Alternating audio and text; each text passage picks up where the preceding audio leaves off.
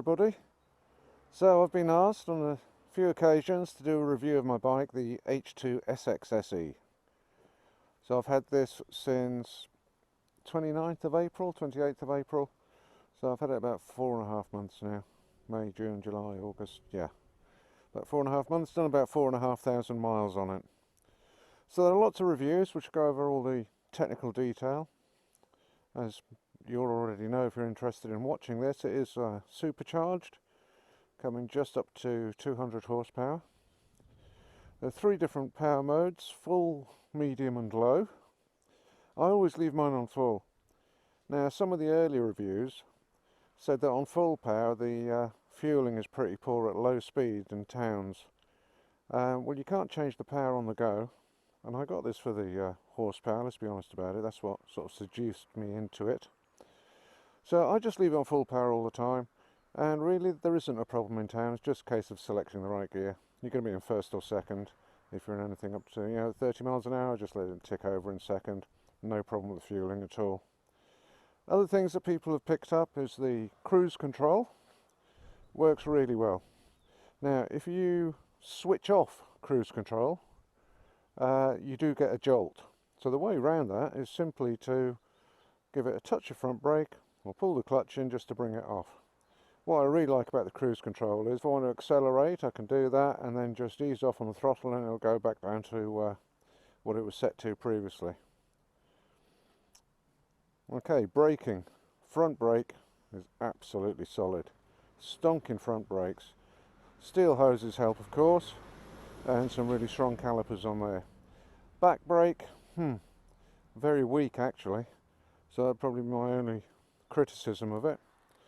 But it's good enough, when you're doing slow riding, slow manoeuvres in the road. You've got a great turning circle on the bike, and they use the back brake and the clutch and throttle just to control that. So at the back, very easy, preload adjuster, soft to hard. We are the lovely supercharged thing, for those that like all the flashy stuff. Standard exhaust. So this is the touring version. So I've got the panniers that go with it. I also get these frame sliders as well. Hopefully never have to use those. The panniers slot on really easy just on here and across that lug there. So it does everything I need. Lovely bike. Tyre pressures are high on this, 42 psi front and rear. Okay, so you hear a lot about the display. First thing you notice when I start it up is that I have it set on the touring mode, mainly because I just want to look at the mile, the range I've got and the fuel gauge. But there are multitude settings, so I've got a mode switch down here. I don't know if you can see this. So I can change the background colour, but if I press and hold it, and then I can cycle through units, brightness, display mode. So for now, I'm not going to go through all this. You can go through it with your manual, of course. So I'm in touring. I can set it for sport mode 1. That's going to show me boost and throttle. Sport mode 2, show me the boost and brake. And then sport mode 3. Normally most people go for sport 1, I guess. And this will bring up one of the colour displays. So I've got a little green circle that shows me where the weight distribution is. At the moment it's right in the middle.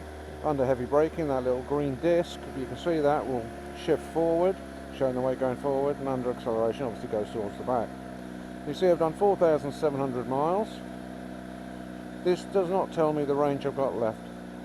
Okay, so I've got the traction control set on number 2, sort of the medium. I'm a bit old school. All this traction control and cornering ABS, that was all new to me. Yeah, I'm just going to stick it back into display mode.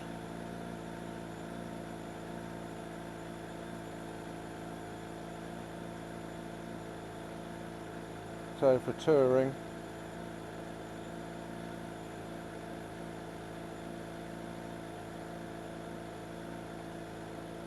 and I prefer the black background. Now, lots of buttons here. I can cycle through different things. So the odometer on here at the moment is showing you obviously my overall mileage since I bought it.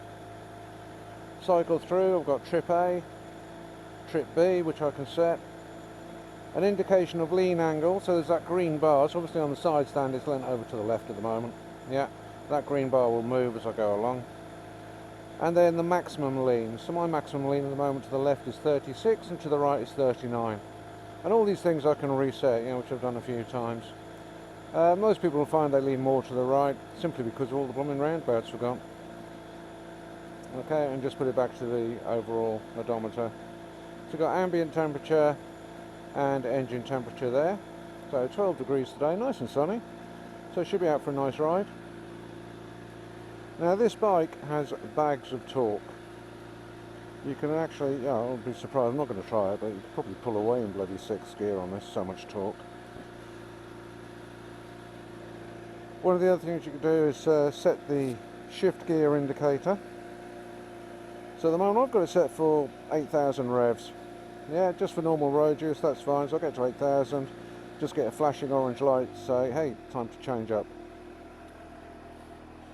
Front lights, obviously main and dipped. You've got the 4-way hazards here. You can see those on the front obviously and the back. Everything pretty standard. Horn. Chain drive, notice the centre stand. So I've just had a recall for the bracket on that. Apparently some people had problems. Now one of the things I really love is the quick shifter gear lever there. So I use the clutch when I'm changing between first and second. That's quite a big jump. Everything else, don't use the clutch at all. And it is really smooth, it works beautifully. Okay, so let's get out on the road.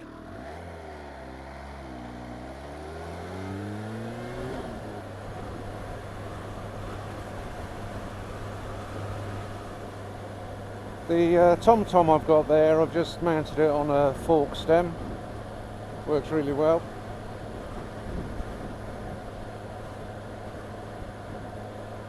I actually bought the bike from Greenham Kawasaki. Really good service there, can't complain at all. Yeah, they do look after you. Now you can read all the reviews you want, you can you know, speak to people like myself who have got one, but you're never going to know what it's like until certainly at least done a test ride on it.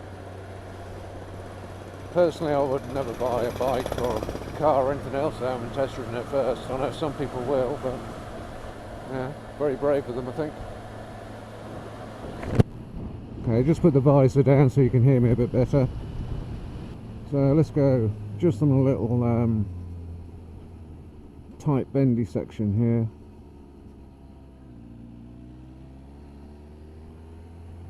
Get into a national nice and quick. This bike really holds the line where you want it to go. You do have to ride it, and I mean, you know, it doesn't do everything for you. I've been on some bikes that are very, very bland. Not this one. Some people are scared off by the, you know, sort of the power of the bike. That's fair enough. If you're not very experienced or skilled, then yeah, you should be scared of the power. But if you're a sensible rider, you know what you're doing, nothing to be worried about. So I'm still in second doing 40 here. So some of these bends are quite tight, and there is a van in front of me.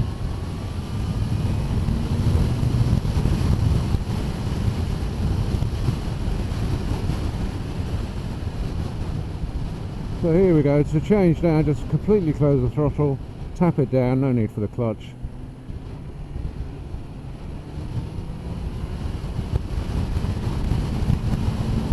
If he, I can go past him.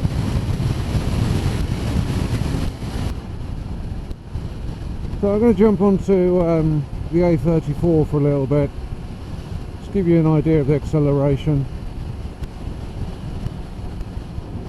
It is really smooth. Now one thing I have noticed And it's only happened to me once in 4,700 miles. At one time I really did open up on the throttle, and I did get close to tank slapping on the bars. Now, I wasn't going all the way, you know, actually hitting the tank, probably about halfway towards it each way, but you know, quite a big oscillation built up.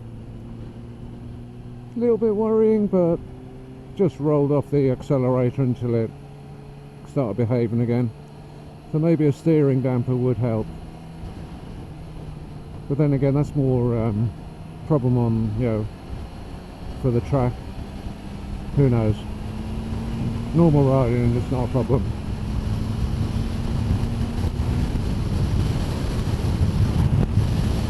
So up to third. So roll on from 65 then. Yeah, you'll soon hit higher figures, shall we say. Just keep waiting that guy. Very smooth. Wind, okay, it's obviously coming over the top of the fairing. Hitting me about the chest. I'm 6'2". Well, that's good. It's not buffeting my head at all, but it is hitting my chest. But then again, I'm not tucked down at all. Really comfortable position. Just taking the weight off my wrist anyway, so I'm pretty happy about that.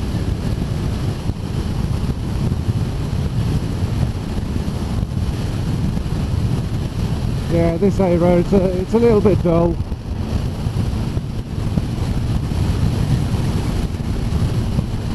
I have got cornering lights on the front. I didn't point those out before, but if you've been doing your research, you'll know that at a certain angle one light comes on, lean a bit more, second light comes on as well, and then lean right over, all three lights are on.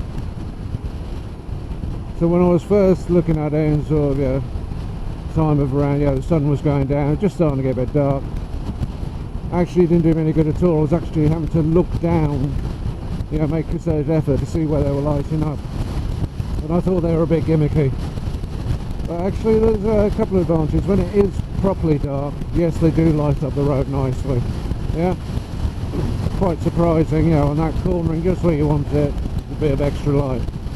Of course, the other thing is it makes you a lot more noticeable during the daytime. Yeah, it's extra lights on the front. Okay, he's gone.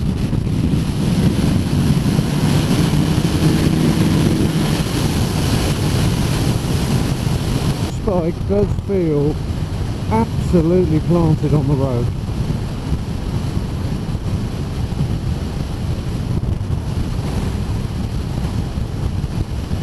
You see, just tick it over at 6,000 revs in fourth. Go up to fifth, and now it's telling me that I'm being economical. Good, little indicator on the screen there.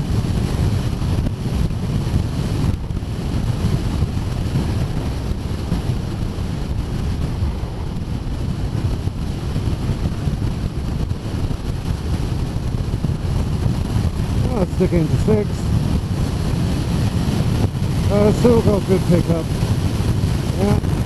Obviously not quite as good as if I'm rolling on from third or fourth at this speed.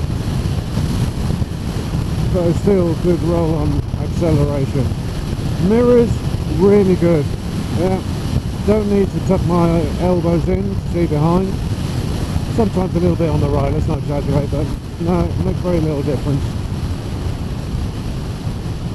Pillion seat, the seat is very comfortable. Pegs are nicely set for me, there's no cramp there.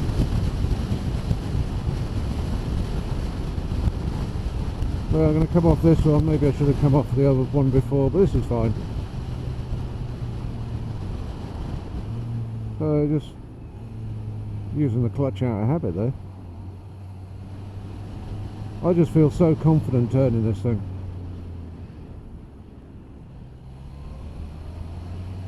Lean it right over. Don't know where the hell I'm going here. Oh yeah, dual carriage, right, okay. Just bear with me a sec.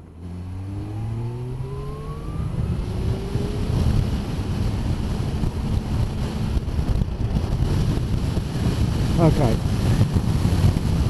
standard tyres are very good. They're Batalax S21RF, and apparently the F is very important. It's designed to be longer lasting, I guess, with the power from the bike.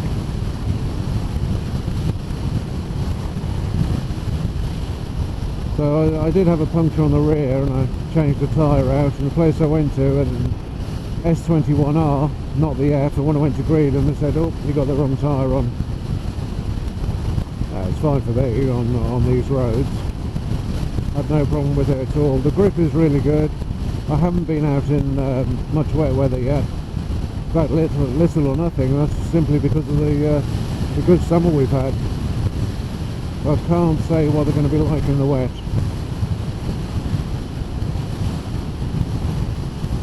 Just going to come up here. I'm just sort of making this up as I go along. So. Okay, narrow road.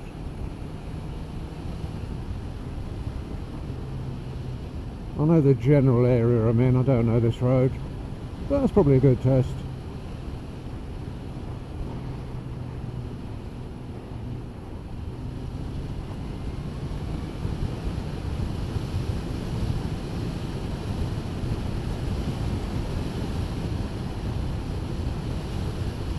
And I have absolutely no problem taking this down little country lanes.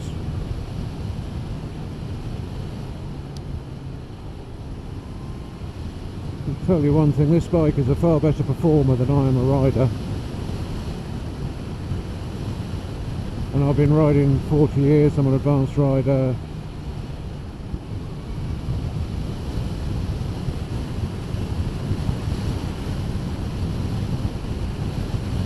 Still waiting to go touring on this. Things have prevented me from touring this summer, but there's still time left. But I think you can tour on just about anything. The bike I had before was the Kawasaki H2 Ninja, and I put some soft luggage on, saddlebags on the back of that, and absolutely fine for touring. This is going to seem like luxury. I can't go here. Sorry, a bend coming up. Thank you anyway.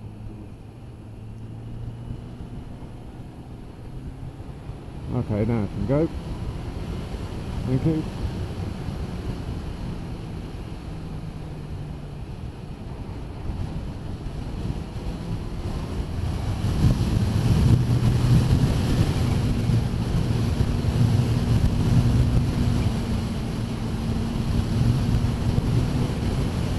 Now this is where the torque really comes into its own. Nice little bends here and there. And go down to a low gear, nice low gear, and really control it well.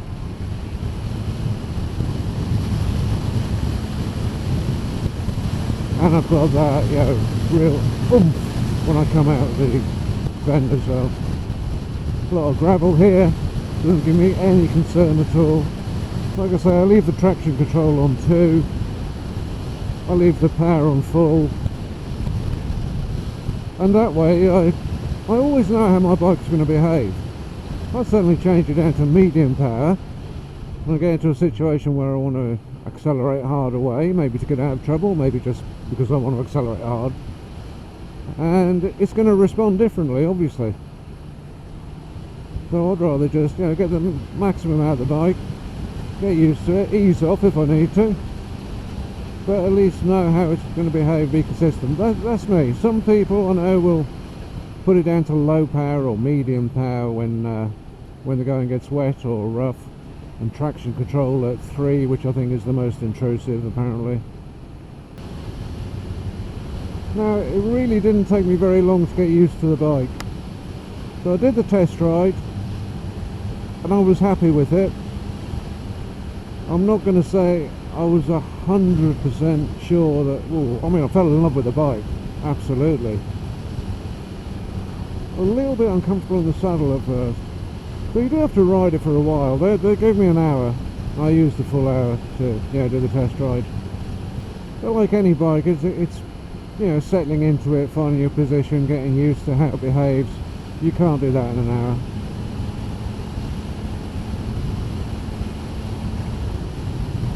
Right, start using the gears a bit more, a bit of machine sympathy. Quickly tap it down once I come into the bend. Now here we go, over here. You'll have seen this route in one of my other videos. We've got a little national sign there. Looks like a bit of gravel in the road. Third is quite a nice one to do this in. Oh, right, we're in the 60, aren't we? So let's go. Lovely little bit of lean angle.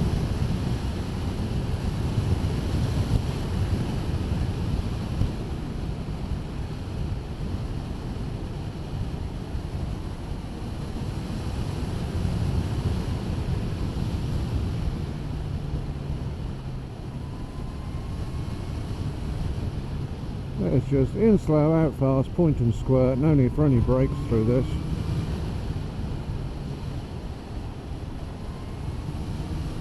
Fully confident on what the bike will do.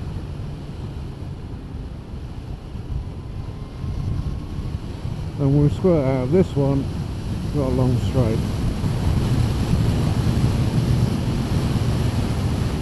What I haven't shown you yet is the chirping. But anyway, going to brake hard here, no one behind me, see how it behaves. Yeah, that worked.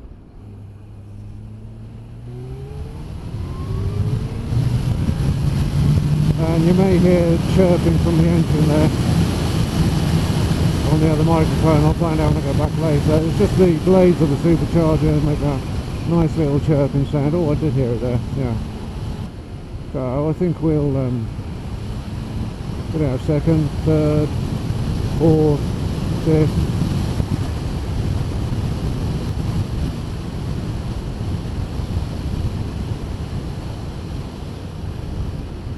What I'm going to do is quickly pull up here. I'm just going to change the display for you.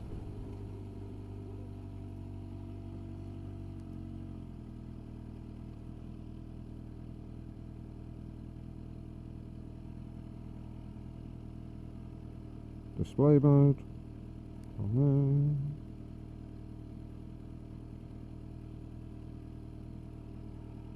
there. Okay, so now we keep a look on that green disc. We see the boost and throttle position, and the boost is soon overtaking that. That's what's giving me that fuel saving, and the power, of course. Now you can see a lot of boost coming through with very little throttle. I don't know how clearly you can see that. I'll try and get my head down. There you go. You can see the little green disc moving towards the back as I accelerate, and if I do brake, you can see it go right to the front, right to the back as I accelerate, brake. I'm trying to get you a good view of that there. You see that green disc moving around as I accelerate and brake.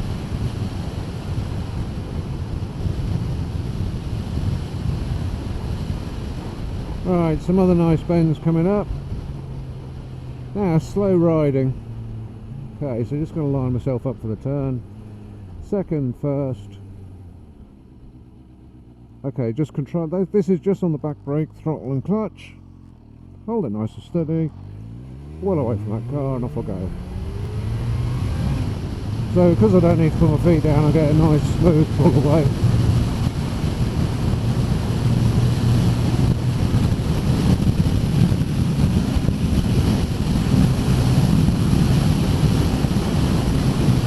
I've got to watch out for pedestrians around here.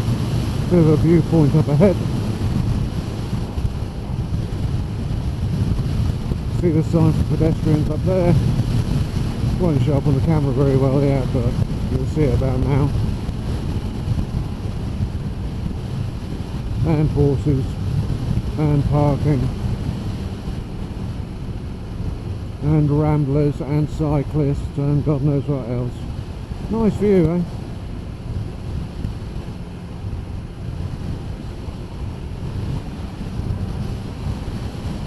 Nice bend. And relax and just let the bike take it in.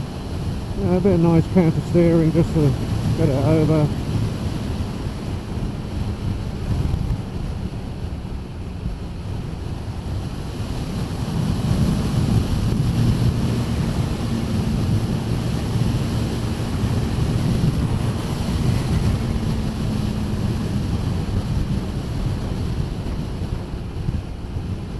Oh, I guess you guys want to see what it's like in town as well. Yeah, with filtering and whatever. It's a very narrow bike. Well, it feels narrow to me. Yeah, you get used to the size of any bike. I do have the panniers for it. I haven't got them on at the moment for this ride. You can see them in loads of photos. They're nice and big. And you need to be aware that you're a little wider when you've got them on.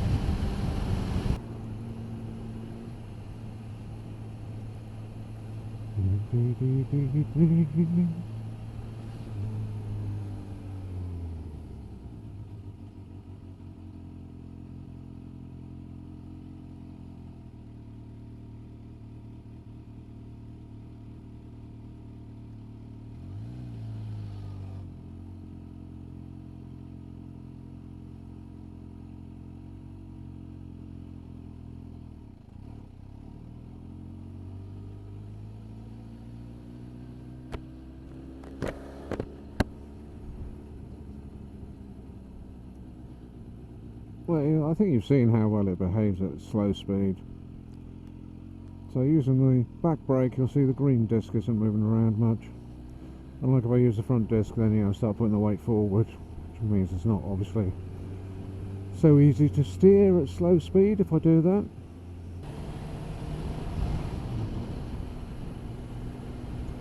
And it does help in the general braking department as well. It just keeps everything nice and weighted.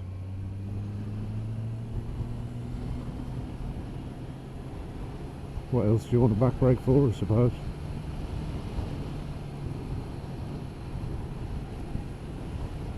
Losing a bit of speed in the corners, keeping the bike steady. That's about all you want, really. It's not a massive stopping force, it's like a stabiliser, I guess. It certainly is on this bike.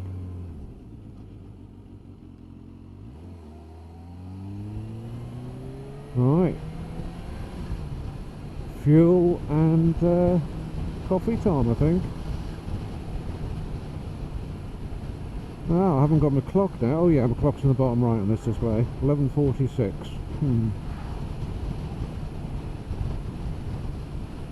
Cup of tea. Well, coffee. That'll do.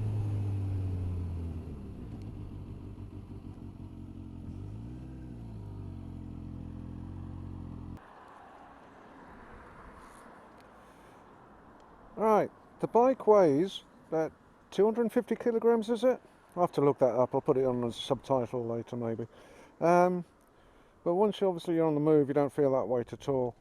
And even when you're at standstill and want to move it around, it's not a problem. Just balance the bike, moves very easily. Getting onto the sides, onto the centre stand, just push it down. Oh no, just push down through the pegs and go, nice and easy. So it's all just technique, really. What have I got left? Oh, see, now this is a problem. Don't really know my range. I can see the fuel tank there, not the range, so I'm just going to change back to touring mode.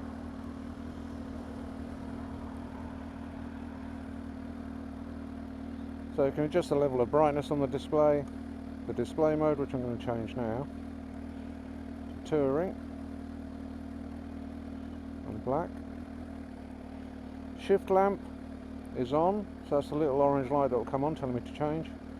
The shift rev counter, I've got it set to 8,000, so you can see you can change that to just about anything you want. 8,000, 8,250, 8,500, all the way up and all the way down.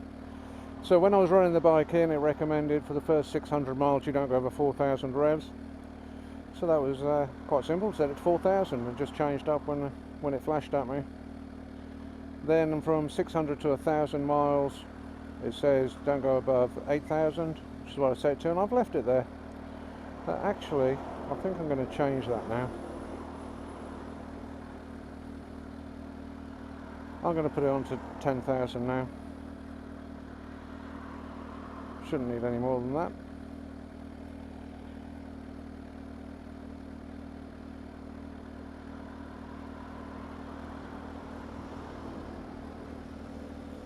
You can change from miles to kilometers an hour as well. You can reset everything. Alright, let's just hold it down. Okay.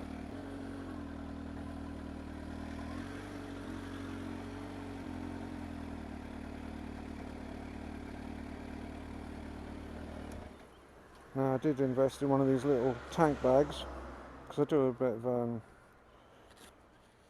advanced riding instructions, so I'll keep all my papers in there.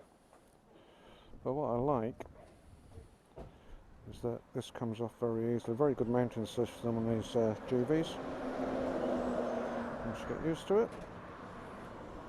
Yeah, just a little clip underneath, goes onto the tank. It's got a little strap around the yoke, so I can just leave that there, just to hang.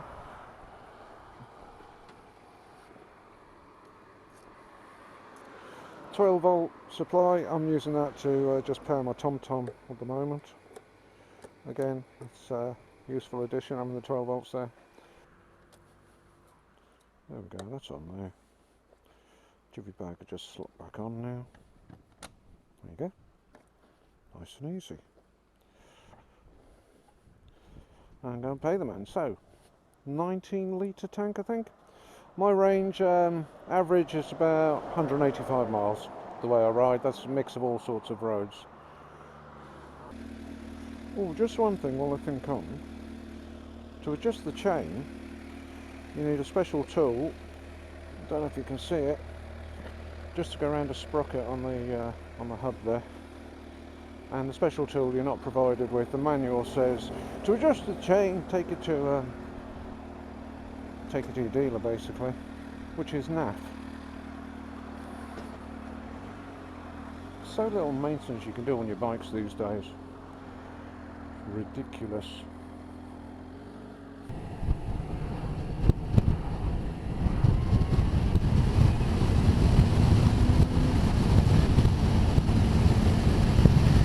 So once you choose your line through the bend,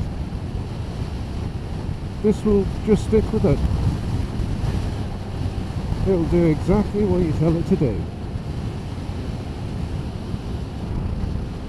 You want to do some hard counter steering on this? It's fine.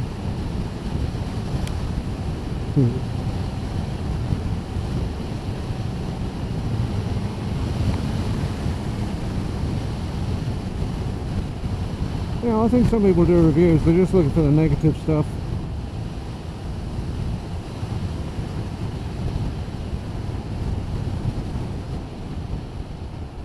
Now, you need to take into account my background. I've come from a bike that I had for 16 years that didn't have all this, didn't have ABS, let alone cornering ABS, or traction control, or different power mode settings,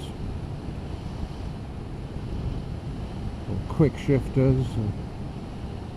Didn't even have a blooming fuel gauge, the 636.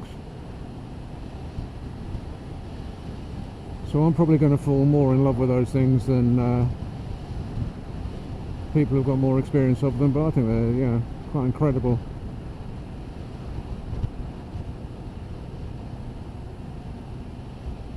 But a lot of those things, the technology, yeah, it's good, but if you don't get yourself into a bad situation in the first place, then you don't really need them that often. But there are unavoidable things, you know, traction control probably helps. When you're going over a bad surface and something you can't do anything about. Whereas before I would have just eased off. I've got more confidence now. Especially on gravel, surprisingly. Doesn't worry me as much now. You know, small amounts of gravel I'm talking about. Okay, nothing behind me. I won't flick it as much as I want this. It's nice and easy to you know, use the counter steer because it's a bike. You know, just ride it like you normally ride a bike. One thing you cannot be with this is be scared of it. So you just keep it a nice low gear. We've got absolutely no problems with fueling.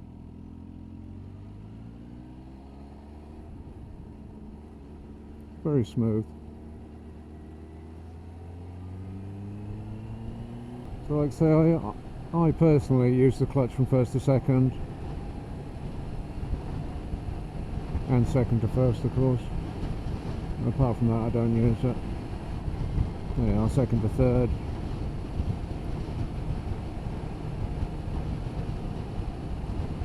I don't even hear the gear change. So shut off the throttle, close it down. Ah, national.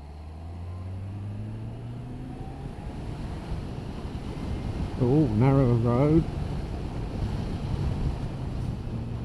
Ooh, that was quite a hump on that little bridge.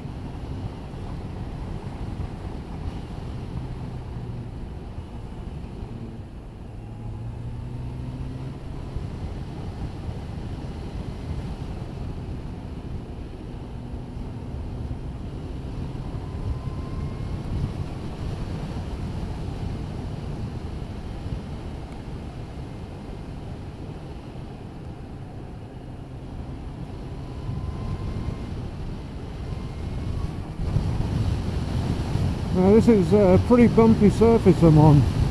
Hopefully you can tell it feels pretty damn smooth to me. Yeah, the suspension is excellent, and I've just left it on the standard settings. I might have the preload pushed up 1 or 2 clicks, and that is really easy to adjust on the back, and that was because I was just carrying a bit of weight in the panniers. I'm pretty sure I'll put it back to the standard setting.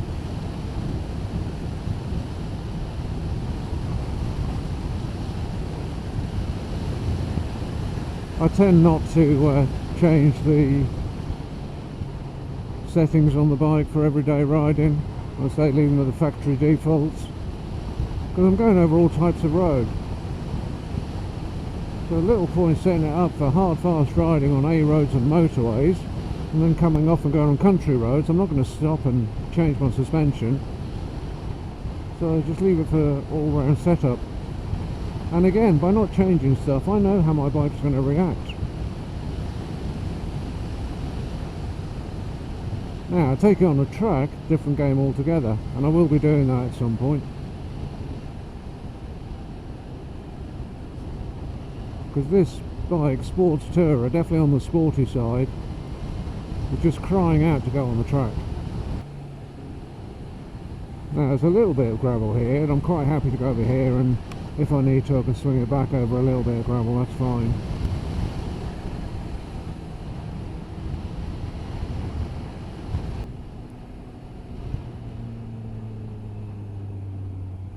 Good engine braking. No need to use brakes through here at the moment.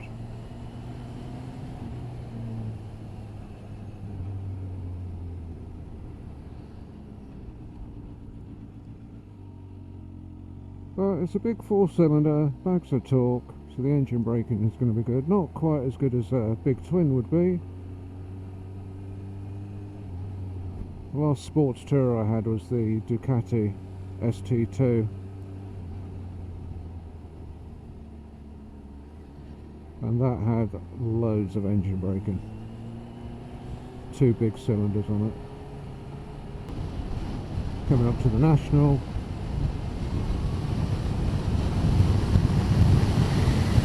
It's straight there, straight up to 60. Stick it to 4th.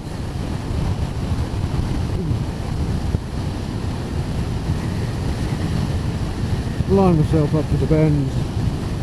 Driveway's clear on the left.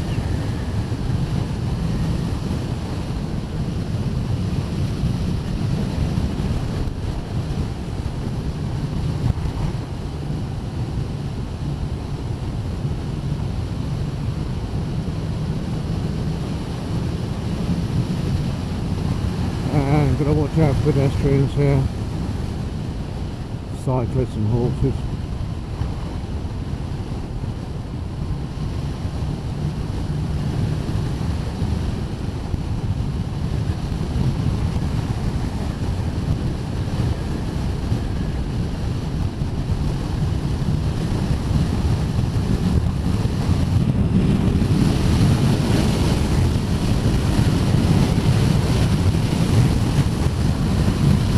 acceleration is pretty phenomenal.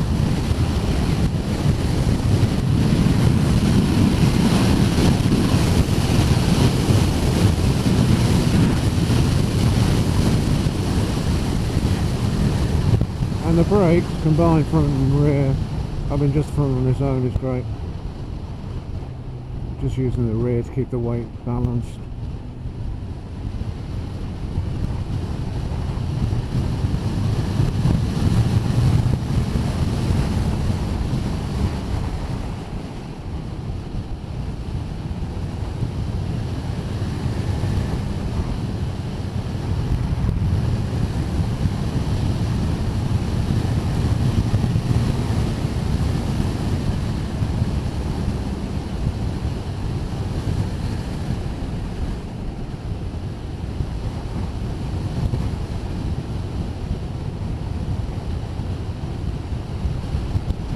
Now, it's a very rough surface, but feeling smooth. A lot of wind now.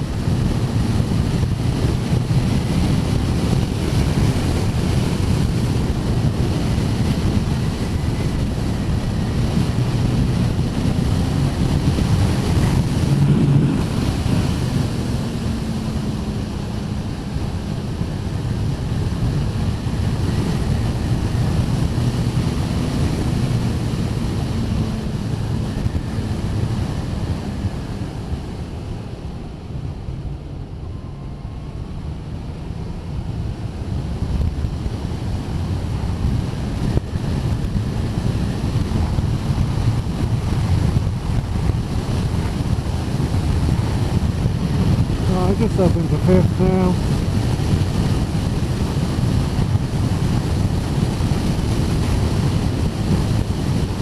Got some nice bends coming up. So when I come out of the dip, we're going to be knocking it down to third for this series of bends. Fourth. Shut it off. Third, and here we go.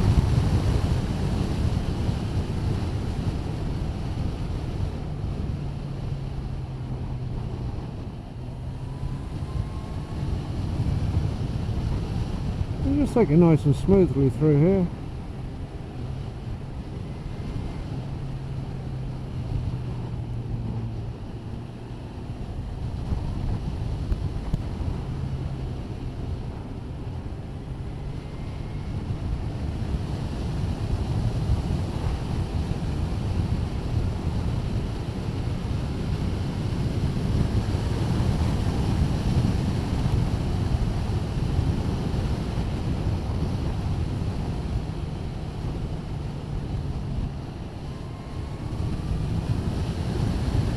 And into a 30. So over 30, second or third, no fueling problems. So 30 mile an hour, second gear, 3,500 revs. Remembering the red line is 12,000. There are some pretty severe bumps on this section, and I'm just getting bounced out to sea a little bit.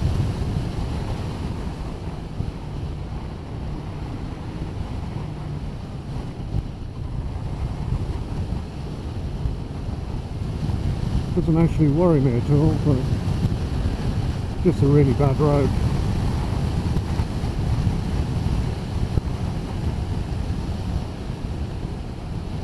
What's not happening is I'm not getting thrown offline at all here.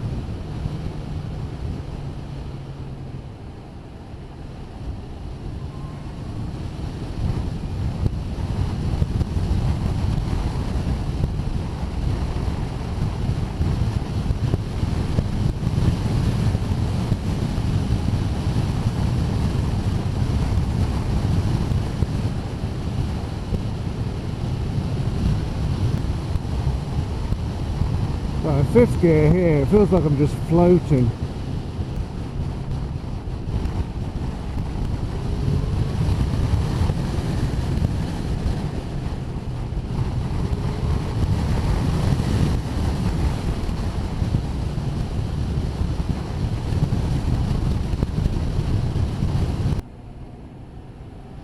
30 to 60. There already, there. 0 to 60 is 3.0 seconds, so 3 seconds there to 0 to 60.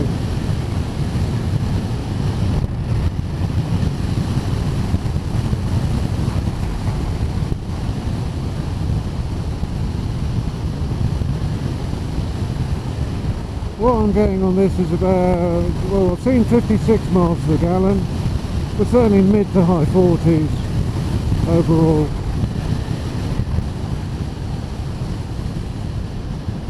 Do a bit of cruise control, just press cruise control there, and then I press and hold this until it's set. There you go, set at 52.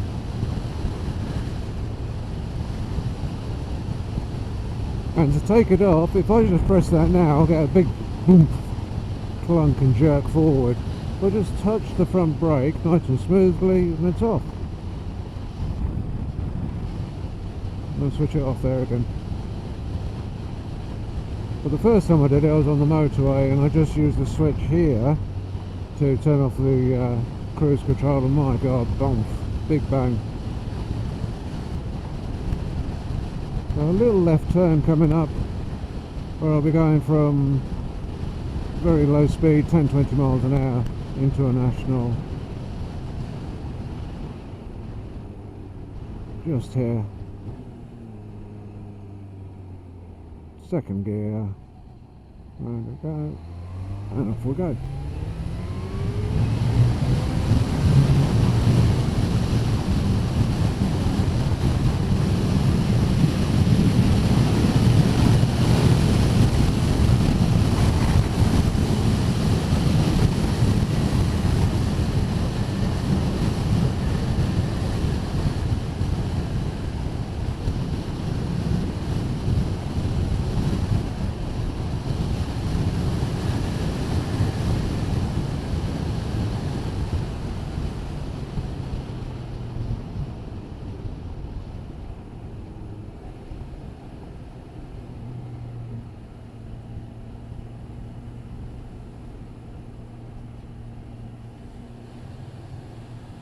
And that's it, guys.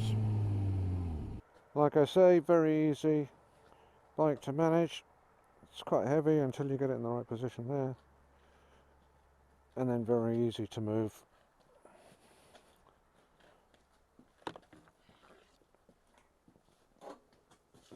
Until you start leaning it and then you feel the weight. And there we go. H2 SX SE. Lovely, lovely machine.